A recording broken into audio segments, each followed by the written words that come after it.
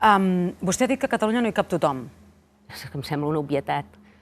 Jo li poso una dada del Banc d'Espanya, diria que no és sospitós, que estima que a l'Estat es necessitaran 25 milions d'immigrants des d'ara i fins al 2053 per poder treballar, bàsicament per poder mantenir la relació, l'equilibri entre treballadors i pensionistes.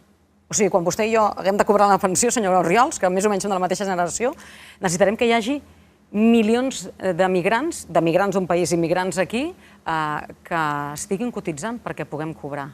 Jo crec que la immigració és un fenomen que es retroalimenta, és a dir, ell mateix genera unes estructures que alhora manca més personal. Hi ha un pilot de llocs de treball que no existirien si no fos per la immigració, genera una mà d'interessos impressionant en quant a educadors socials, en quant a diferents serveis. També els centres penitenciaris, evidentment, s'han de dotar de més personal, els jutjats, per tant, acaben generant també, evidentment, llocs de treball, però en termes negatius pel propi Principat. No sempre el creixement indefinit és bo, també convé de vegades estancar-se en aquest sentit i no sempre s'ha d'optar per aquest creixement desmesurat. També s'haurien d'aplicar polítiques... Quin creixement desmesurat, senyora Orriols?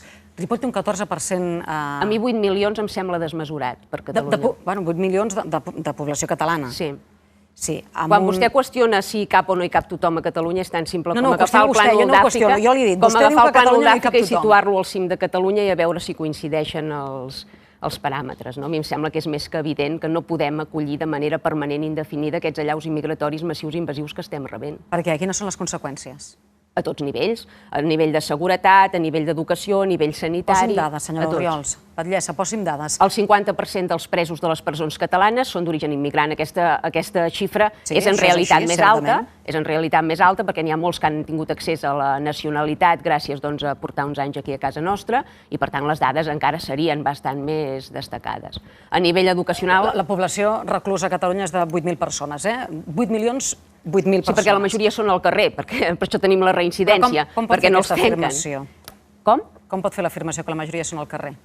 Home, a mi em sembla que quan agafen un multireincident que ha delinquit 50 vegades i continua sent al carrer, doncs a mi em sembla evident que els jutjats estan saturats, que moltes persones que haurien de ser ara mateix en règim penitenciari són als nostres carrers reincidint en el delicte i, per tant, em sembla una evidència. Ho veiem cada dia en el propi telenotícies i a les xarxes socials. És l'origen d'aquestes persones o és la condició econòmica? És que, independentment de si és una cosa o l'altra, s'està reconeguent implícitament que estem deixant entrar tot un volum de gent que no tenim recursos per abastir i que, per tant, evidentment, els aboquem al delicte. Això ens va en contra. Si no tenim recursos per acollir immigració, per què n'estem acollint a mansalva?